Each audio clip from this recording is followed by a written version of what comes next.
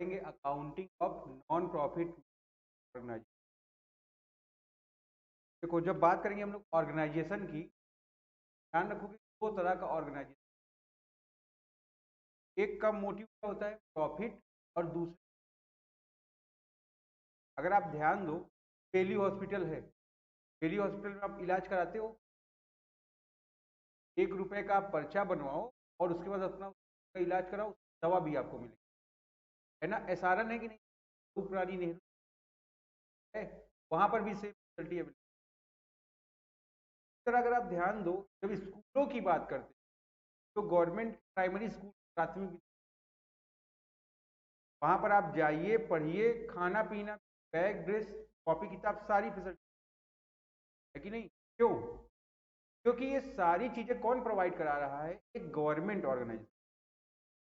Government का काम क्या है, सोसाइटी को इम्प्रूव करना। सोसाइटी इम्प्रूव कैसे करेगी, जब आपको एजुकेशन, जब आपको हेल्थ चीज, हेल्थ केयर समझ में। तो देखोगे यहाँ पर जब हम लोग बात करते हैं ऑर्गेनाइजेशन की, दो प्रकार से डिवाइड किया है। बट अगर आप देखो अदर साइड, आप चाहो पार्वती हॉस्पिटल भी जा सकते हो, बहुत महंगा हॉस्पिटल है, क्या करेंगे आप, उसका मोटिव चेक करें ना। अगर आप एसआरएन देखो और दिल्ली हॉस्पिटल आप देखो, दोनों में, दोनों का मोटिव क्या है, सर्विस प्रोवाइड को पब्लिक को। बट जब आप बात करोगे पार्वती हॉस्पिटल, पार्वती हॉस्पिटल का मोटिव क्या है, प्रॉफिट, का भी मोटिव सर्विस है, बट मेन मोटिव सबसे पहले क्या है उसका। अभी जैसे तुमने कॉलेज की बात की, कह रहे कि जितने प्राइवेट कॉलेज हैं उनका मोटिव क्या है, प्रॉफिट। लेकिन आप ये नहीं कह सकते हो है भाई, वो भी तो आपको सर्विस प्रोवाइड करा रहे हैं ना। कैसी सर्विस, जहां पर ये बात होगी आप वहां पर उसको, बात समझ में आ रही नहीं। लेकिन जब आप बात करोगे ऑर्गेनाइजेशन की, ऑर्गेनाइजेशन को दो पार्ट में डिवाइड किया, एक प्रॉफिट और दूसरा, तो ध्यान दोगे यहां पर लिखा है the organization whose main aim to earn profit and maximization of wealth called as profit making। कह रहा है ऐसा ऑर्गेनाइजेशन का मेन क्या है, प्रॉफिट कमाना, है ना, या वेल्थ को मैक्सिमाइज। अगर आप प्रॉफिट नहीं कमाओगे तो वेल्थ को, हम बोले भैया हम तुमको, क्या होगा फिर, पहले डेस्क बेंच जाएगी, मैट वेट जाएगा, गाड़ी उड़ी भी चली जाएगी, फिर जो कोचिंग का सामान सब जाएगा, फिर हम भी चले जाएंगे। बात समझ में आ रही नहीं। तो अगर आप पैसा नहीं देंगे तो कैसे काम हो सकता है क्या। तो ध्यान रखोगे प्रॉफिट मेकिंग ऑर्गेनाइजेशन का मेन एम क्या है, आपको सर्विस प्रोवाइड करेगा बट प्रॉफिट भी। जहां पर देखोगे आप नॉन प्रॉफिट मेकिंग ऑर्गेनाइजेशन का, इसका मेन मोटिव क्या है, जहां पर देखोगे लिखा the organization whose main aim to render service to its member and to the public called as, ध्यान देंगे अगर आप देखेंगे ऐसा कोई भी ऑर्गेनाइजेशन का मेन क्या है, सर्विस प्रोवाइड करना। तो सर्विस प्रोवाइड करेगा या तो अपने मेंबर्स को, एनपीओ के, जैसे हम लोग पार्टनरशिप फंड पढ़ रहे थे या कंपनी पढ़ रहे थे, पर्सन क्या कर रहा था, ज्वाइन कर ले रहा था। इसी तरह एनपीओ में भी कोई रिस्ट्रिक्शन नहीं है, का मन है मेंबर, और उसमें डोनेशन, ठीक है, डोनेशन के लिए भी कोई जबरदस्ती, ठीक है, मेंबरशिप फीस। तो ध्यान रखोगे तो नॉन प्रॉफिट मेकिंग क्या है, प्रॉफिट प्रोवाइड करना या प्रॉफिट कमाना, उसका मेन एम क्या है, सर्विस प्रोवाइड करेगा, को प्रोवाइड कराएगा अपने मेंबर्स को, ठीक है।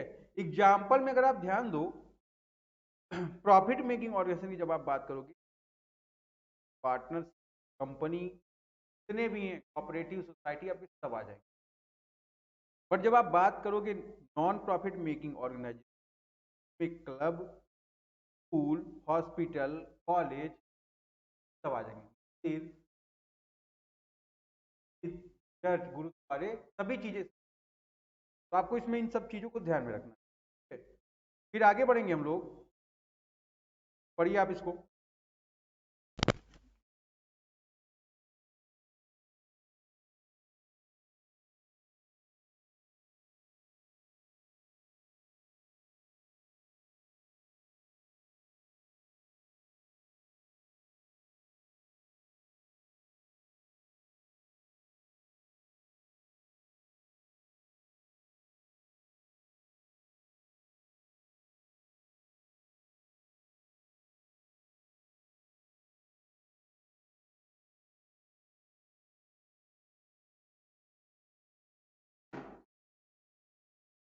बात को इसमें बताया गया है अलग से,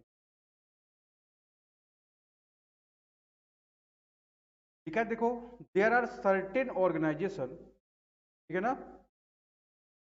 सर्टेन ऑर्गेनाइजेशन का मतलब क्या है? ऑर्गेनाइजेशन है which are form not to earn profit but to render services public and, ठीक है ना। देखो, कुछ ऑर्गेनाइजेशन ऐसे हैं जिनका मेन मोटिव क्या है? प्रॉफिट अर्न करना नहीं, उनका मेन मोटिव है वो सर्विस प्रोवाइड करेंगे तो पब्लिक को या अपने। देखोगे such organisation includes club, hospital, library, food, ठीक है ना। इसमें ये सब आ जा रहे हैं आपके, कौन कौन से आ रहे हैं? क्लब आ रहा है, हॉस्पिटल आ रहा है, लाइब्रेरी आ रही, स्कूल आ रही, रिलीजियस इंस्टीट्यूट, ठीक है, चैरिटेबल इंस्टीट्यूशन, ये सब आ रहे हैं। These NPO entity exist with a primary motive of providing. NPO का मतलब क्या है? ये सभी नॉन प्रॉफिट मेकिंग ऑर्गेनाइजेशन का प्राइमरी मोटिव क्या है? सर्विस को प्रोवाइड करना, किसको? पब्लिक को या अपने। देखोगे,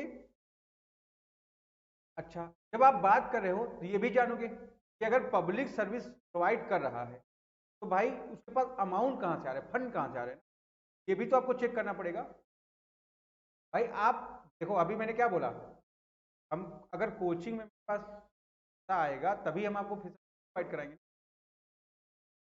अब अगर मैं सोचा कि फ्री में पढ़ाऊंगा तो पैसा कहाँ से लाऊंगा? डेस्क बेंच बेचूं, फिर अपना गाड़ी वाड़ी बेच दें, फिर जो बच्चा सब बेच वोच के क्या करें? गुरुकुल की शिक्षा पद्धति है कि नहीं? तो हमको ये भी तो ध्यान में रखना है, अगर फंड नहीं आएगा तो मैं फाइट करूंगा क्या, ठीक है ना। तो ध्यान रखो कि इसी के लिए आपसे पैसा किया जा रहा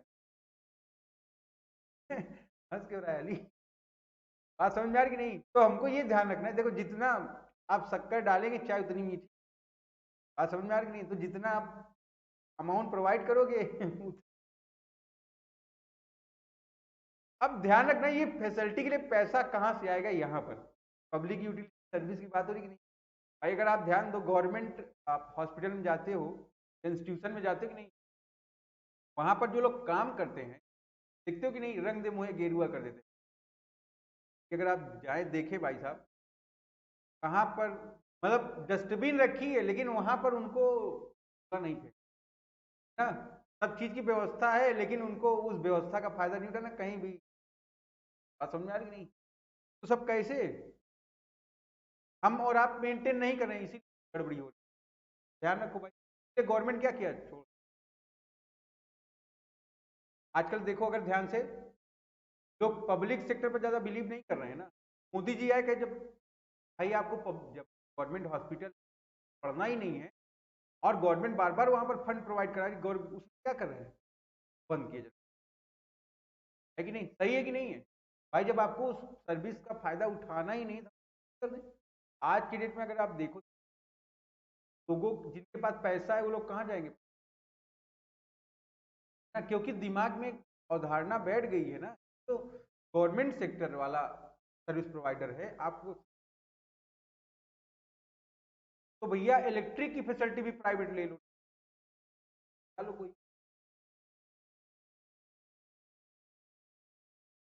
ठीक, तो यहां पर देखोगे सबसे पहले उनका पैसा कहां से आता है। अब अभी मैंने बताया, देखो जब एनपीओ का होता है, का फॉर्मेशन होता है, उसके जो मेंबर्स होते हैं amount paid, membership fees, membership fees दो तरह की होती है, लाइफ मेंबरशिप फीस होगी या रिकरिंग नेचर। अब आप इसमें एक चीज और ध्यान रखोगे या उसको पैसा कहां से मिल सकता है, या उसको पैसा कहां से मिल सकता है, बात समझ में आ रही नहीं? तो ध्यान दोगे कि इनकम का मेन सोर्स है पब्लिक से सब्सक्रिप्शन या मेंबर से सब्सक्रिप्शन। ठीक है, अब देखो फीचर्स या कैरेक्टरिस्टिक्स क्या है, पढ़िए। मेन एम क्या है भाई इनका, सर्विस प्रोवाइड करना। कैसी सर्विस प्रोवाइड करेंगे ये, नेचर का ऑर्गेनाइजेशन। ठीक है, फिर फॉर, मेन फॉर्म क्या है इसका, profit making, non profit making, non profit making. फिर सेपरेट एंटिटी, से क्या समझते हैं आप,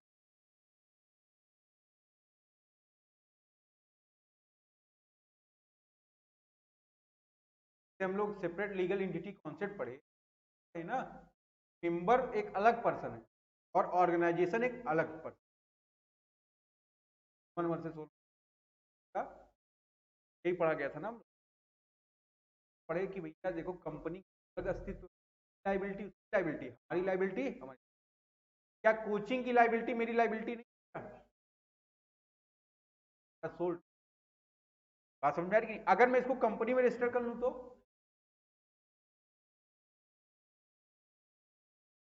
कंपनी में रजिस्टर खर्चे बढ़े। फिर पॉइंट नंबर 4 देखेंगे, मैनेज्ड बाय इलेक्टेड मेंबर।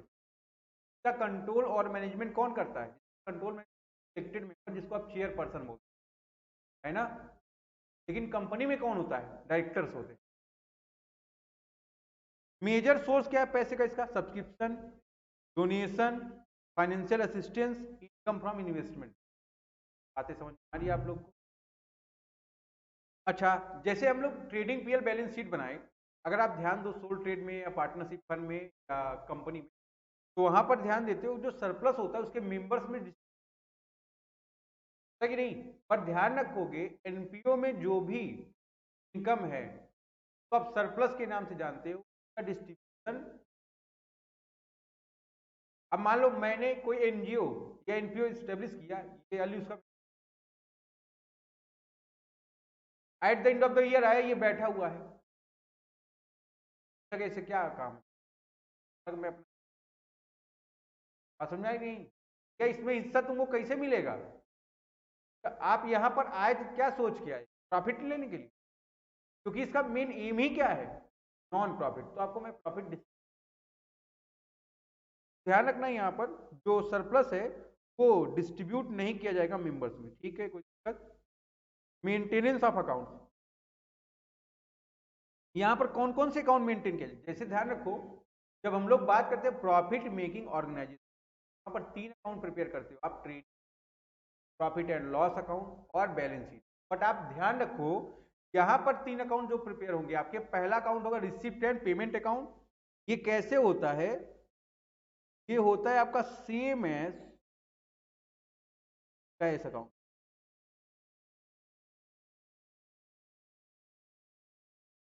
है कि नहीं। इनकम एक्सपेंडिचर अकाउंट कैसा होता है भाई, सेम एज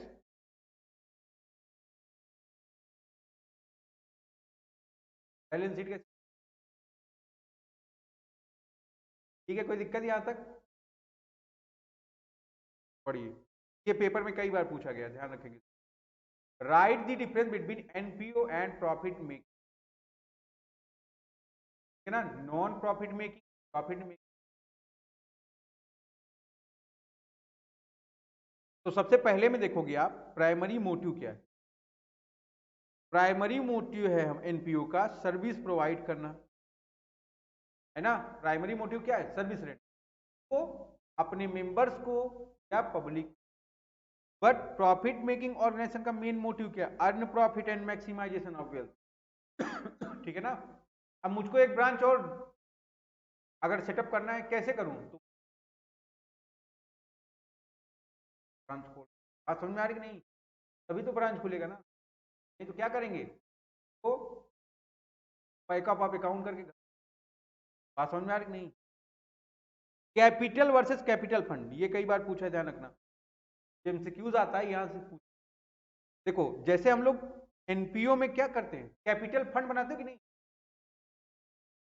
अगर देखो बैलेंस शीट यहां पर दो बन जाती कभी कभी, opening balance sheet, closing balance sheet. आप हमको ये बताओ ओपनिंग बैलेंस शीट कब बनती है, जब कैपिटल फंड, जब कैपिटल फंड नहीं देते हो तभी आप ओपनिंग बैलेंस शीट करते हो, है ना। फाइंड आउट ओपनिंग कैपिटल, है ना, आप क्या प्रिपेयर करोगे, देखोगे। लेकिन अगर आप ध्यान दें, जब हम लोग प्रॉफिट मेकिंग ऑर्गेनाइजेशन पढ़ते हैं, चाहे आप सोल ट्रेड हो, आपका बैलेंस पार्टनरशिप, आपका, आप देखो कैपिटल का हेडिंग पड़ता है कि नहीं, लायबिलिटी साइड सबसे ऊपर क्या होता है, कैपिटल में ही आप प्रॉफिट ऐड करते हो, ड्रॉइंग्स को माइनस करते हो कि नहीं, फिर इंटरेस्ट ऑन ड्रॉइंग को माइनस करते हो, इंटरेस्ट ऑन कैपिटल को ऐड करते हो, काम करते हैं। ध्यान रखोगे एनपीओ में कैपिटल फंड होता है, और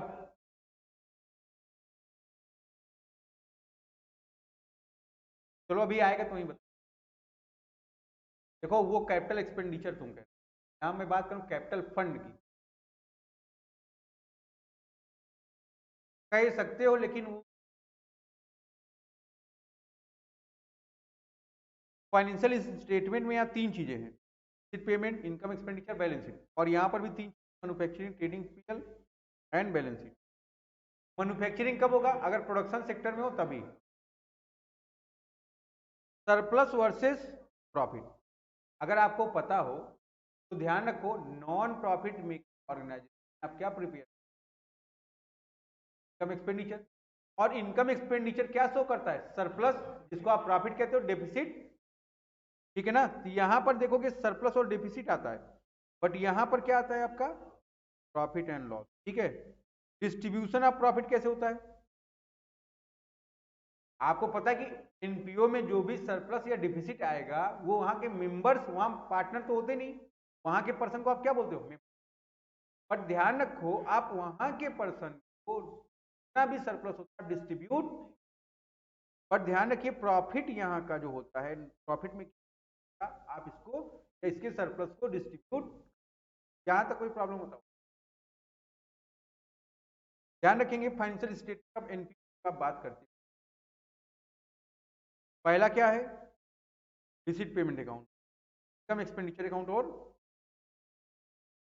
है ना।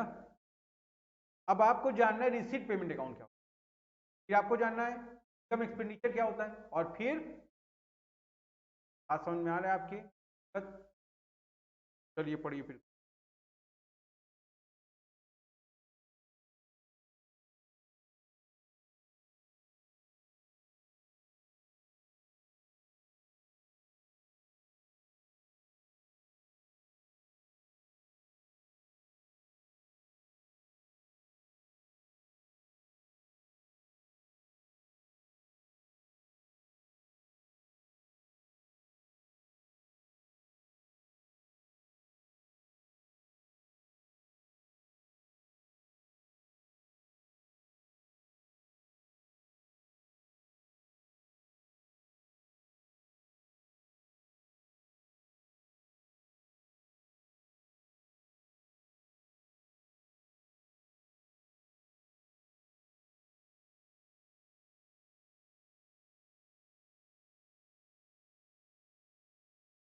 क्या?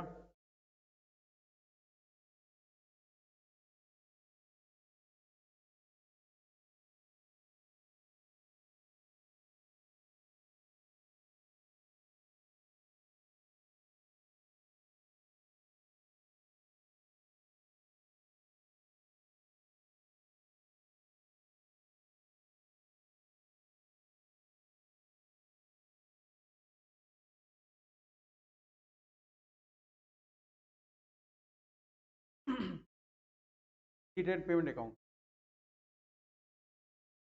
देखोगे, रिसीट एंड पेमेंट अकाउंट ऐसा अकाउंट है जैसे कि हम लोग कैश अकाउंट प्रिपेयर करते हैं, देखोगे this account is merely summary of transaction appearing in the cash book, ये क्या है, एक समरी है किसकी, कि भाई ट्रांजेक्शन की, जो कहाँ अपीयर होते हैं, कैश बुक में, है ना। देखिए कैश बुक में एक डेबिट साइड है, क्रेडिट साइड है। कैश बुक का डेबिट साइड क्या बताता है आपको, सारे रिसीट, चाहे वो कैपिटल नेचर के हो चाहे वो रेवेन्यू नेचर के हो, कोई भी डिफरेंशिएट पर, बात समझ में आ रही नहीं। फिर क्रेडिट साइड आपको क्या बताता है, सारा पेमेंट चाहे वो कैपिटल नेचर का हो चाहे रेवेन्यू नेचर। कैश अकाउंट में आप ओपनिंग और क्लोजिंग बैलेंस लिखते हो, अगर आप ध्यान दो, रिसीट पेमेंट अकाउंट का स्टार्टिंग कहां से होता है, ये स्टार्ट होता है ओपनिंग बैलेंस कैश या बैंक या फिक्स डिपॉजिट दिया रहता है, और खत्म कैसे होता है, closing balance of cash bank या, बात समझ में आ रहा है, कोई दिक्कत। अगर आप ध्यान दो, all the receipts either in capital or revenue nature, ठीक है, is shown in the debit side and all the payment either capital or revenue nature is shown in the credit side of this. बात समझ में आ रही नहीं। देखो जितने भी रिसीट होंगे, चाहे वो कैपिटल नेचर के हो चाहे रेवेन्यू नेचर के हो, आप कहां शो करोगे, रिसीट पेमेंट डेबिट, ठीक है। और जितने भी पेमेंट हैं, चाहे वो कैपिटल नेचर के हो चाहे वो रेवेन्यू नेचर के हो, आप उनको कहां शो करोगे, क्रेडिट साइड। बात समझ में आ रही है आपकी। देखोगे all the transaction will be record in the cash book in a chronological order. Cash book में हम लोग जितना भी रिसीट पेमेंट होता है कैसे रिकॉर्ड करते हैं, क्रोनोलॉजिकल, ठीक है ना। तो यहां पर हम लोग बात करें रिसीट पेमेंट अकाउंट में भी कैसे रिकॉर्ड करते हैं, क्रोनोलॉजिकल ऑर्डर में। क्रोनोलॉजिकल ऑर्डर का मतलब क्या होता है, डे टू डे। तो ये देखो, ये क्या रियल अकाउंट है, यहां से एमसीक्यूज बनता है, ध्यान रखेंगे आप, है ना।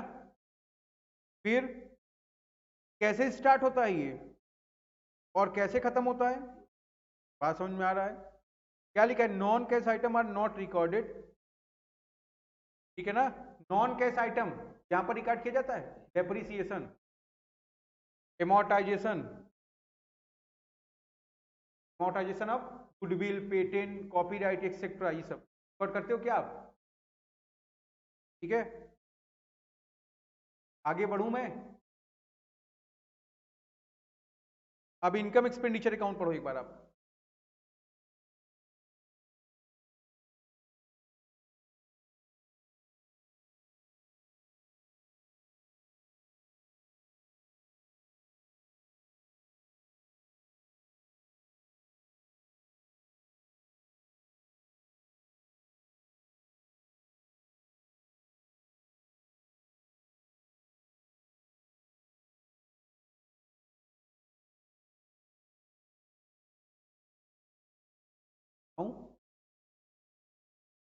ये क्या है, एक अगर आप ट्रेडिंग पीएल पढ़े होंगे,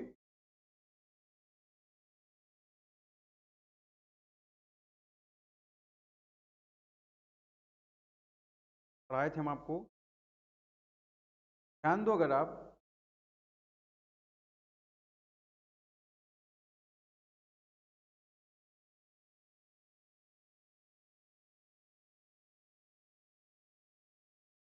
ट्रेडिंग अकाउंट एंड, आपको पता है कि जितना भी डायरेक्ट एक्सपेंस था वो सब कहां चला गया, जितना भी इनडायरेक्ट एक्सपेंस था वो सब कहां चला गया। ये सब बात किसकी कर रहे थे हम लोग, प्रॉफिट मेकिंग ऑर्गेनाइजेशन। बट ध्यान रखो, जब आप एनपीओ प्रिपेयर करते हो, नॉन प्रॉफिट,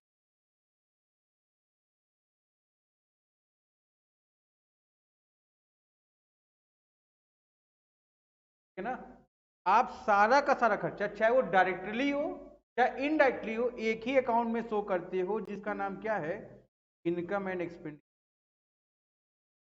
बात समझ में आ रही नहीं। जब आप non profit making organization account prepare करते हो, अकाउंट, इनकम एक्सपेंडिचर अकाउंट, आप सारे खर्चे को इनकम एक्सपेंडिचर अकाउंट में ही, आइदर डायरेक्ट और, यहां तक पढ़ेंगे फिर हम लोग।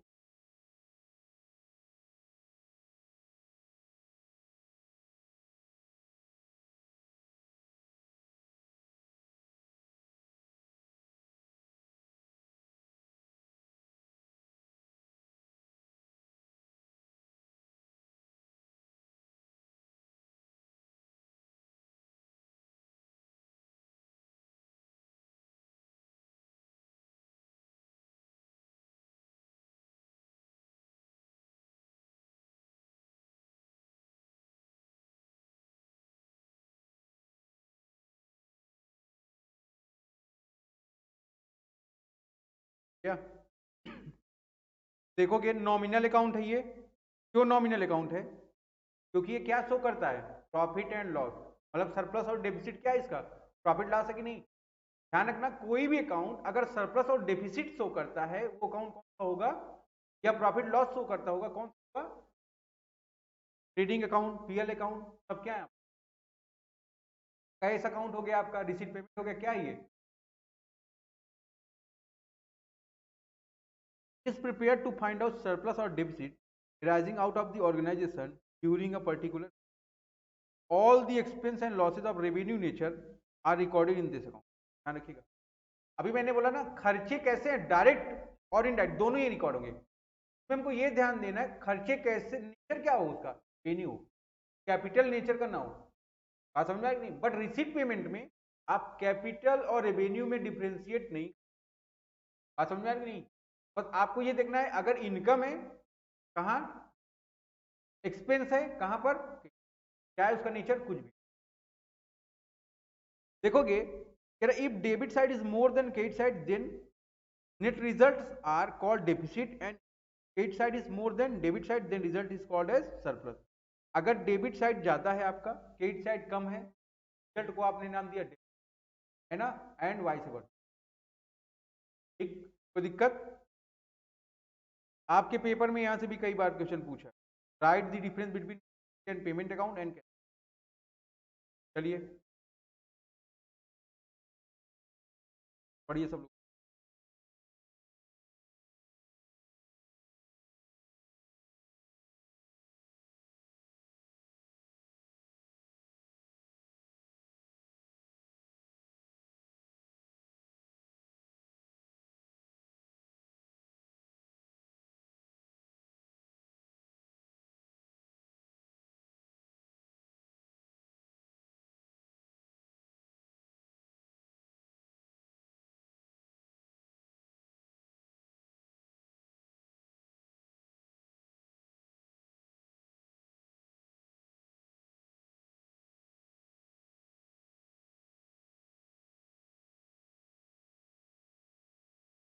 बार बार आता है, यहाँ से एमसीक्यूज रहेगा, थर्ड वाले से बार बार आता है।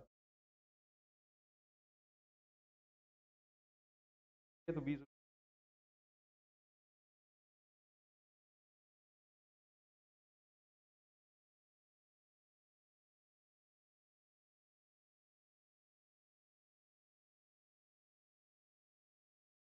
एक बार अगर सब में कायदे से मेहनत कर ले आदमी, प्रॉब्लम ना।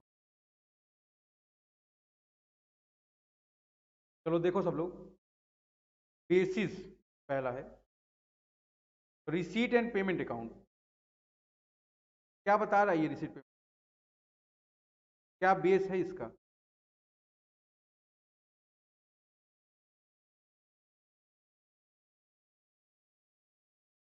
चलिए, it is prepare on the basis of, तो हम लोग कैश बुक के प्रिपेयर करते और इसको पेमेंट पीरियड जनरली देखेंगे। रिसीट पेमेंट अकाउंट का पीरियड क्या होता है? अकाउंटिंग पीरियड, है ना, मतलब 12 महीने को आप डेली बेस पर भी प्रिपेयर कर सकते हो। ठीक है, देखोगे part of double entry system, जैसा देखो अभी बताया गया कि यहां भैया एमसीक्यू क्या बोला गया, it is only summary of cash book not the part of double entry system. क्या है? केवल समरी है किसकी? कैश बुक की, ना कि डबल एंट्री सिस्टम का पार्ट है। ट्रायल बैलेंस तो है नहीं, है ना, तो क्या हो आपको टोटल बैलेंस बताए, है ना, बिना ट्रायल बैलेंस के आप ट्रेडिंग पेयर बैलेंस, वहां पर भी सेम चीज अप्लीकेबल। उसमें क्या बोला? It is part of double entry system, ये डबल एंट्री सिस्टम का पार्ट है। ठीक है ना। Debit and credit side, receipt payment में डेबिट क्रेडिट साइड नहीं होता है, की जगह पर क्या होता है? Receipt and payment. बट ध्यान रखोगे कैश अकाउंट में क्या होता है? डेबिट क्रेडिट साइड होता है। फिर लेजर फोलियो नंबर की जब बात करोगे तुम, रिसीट पेमेंट अकाउंट में होता है क्या? नहीं होता है। लेकिन जब आप बात करोगे कैश अकाउंट की तो वहां पर होता है ना, नोट कर सकते हैं अगर आप चाहें भाई। देखेंगे यहाँ पर लेजर फोलियो नंबर कॉलम होता है। तो कौन प्रिपेयर करता है? एनपीओ। कौन प्रिपेयर करता है इसको? सारे ऑर्गेनाइजेशन। ठीक है, यहाँ तक कोई डाउट?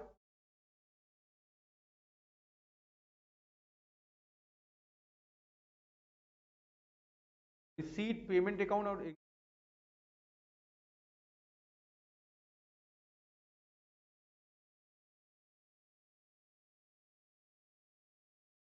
देखो नेचर, यहां से एमसीक्यूज रहता है।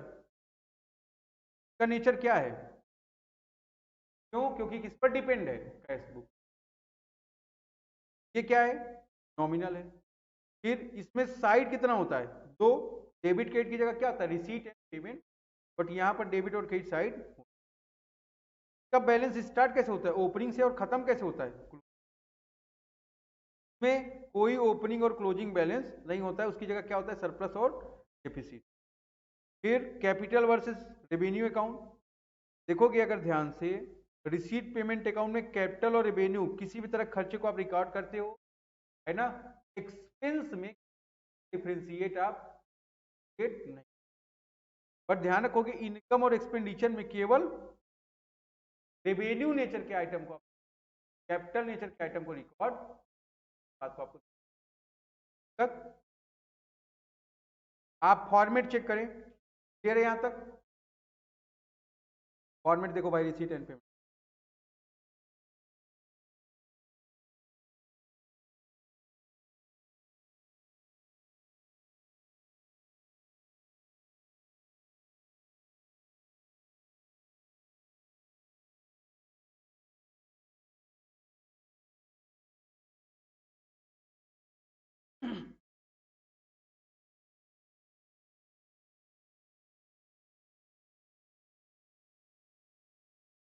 पेमेंट अकाउंट का प्रोफार्मा क्लियर है आप?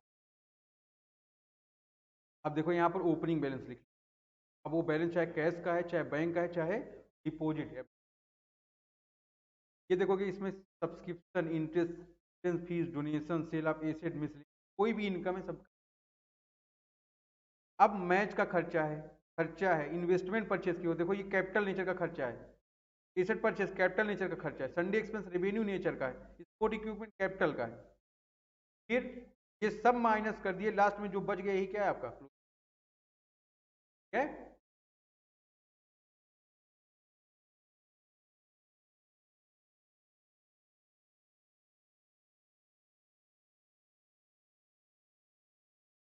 Income expenditure account. सारे खर्चे उठा के इधर ले पढ़ो भाई।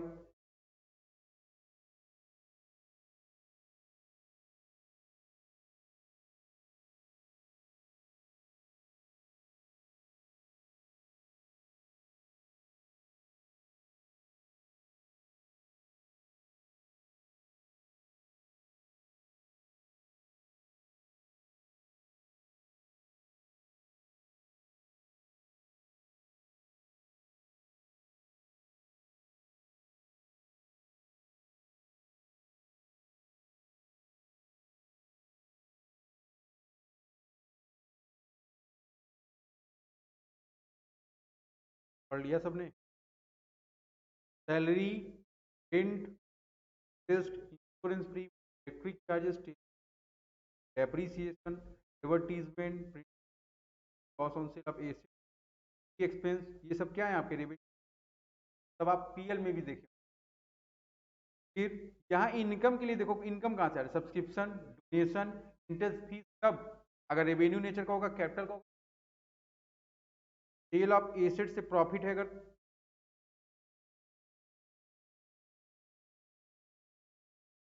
है ना। मिसलेनियस रिसिट है कोई, इंटरेस्ट है इन्वेस्टमेंट पर। ठीक है, टोटल बैलेंस कर लो। ठीक है भाई।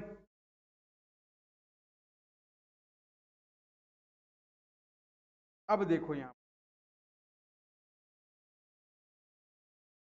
Calculation of cost of consumable goods, यहां से भर भर के एमसीक्यू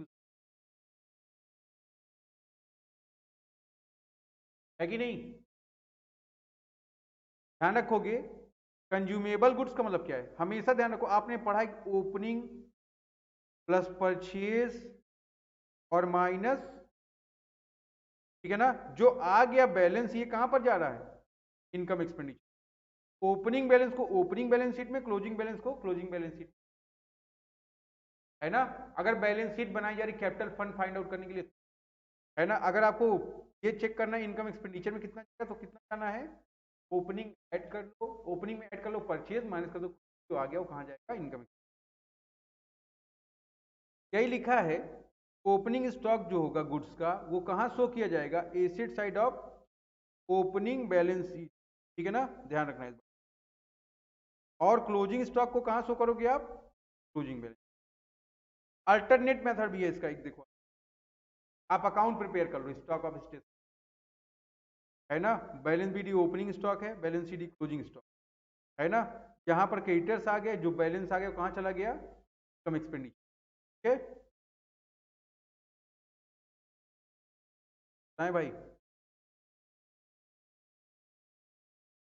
क्रेडिटर फॉर बना है स्टेशनरी का, ओपनिंग बैलेंस हो गया एडवांस का, क्लोजिंग बैलेंस, इधर आउटस्टैंडिंग का ओपनिंग बैलेंस, इधर क्लोजिंग बैलेंस, ठीक है ना। इतना पेमेंट कर दिए हो, इन सब का टोटल कर दो, ये ओपनिंग और ये क्लोजिंग बैलेंस माइनस कर दो, जो बैलेंस आ गया यही आपका।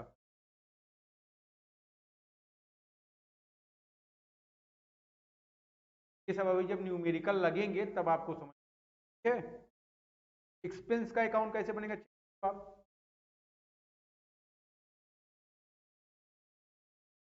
एडवांस का opening balance, closing balance, outstanding का ओपनिंग बैलेंस या क्लोजिंग बैलेंस, है ना। यहाँ पर पेमेंट कर दिए हो, जो बैलेंसिंग फिगर आ गया कहाँ चला गया, रिसीट,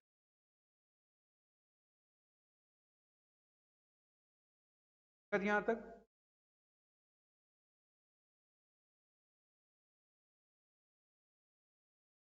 बताएं भाई, निकालें किताब फिर,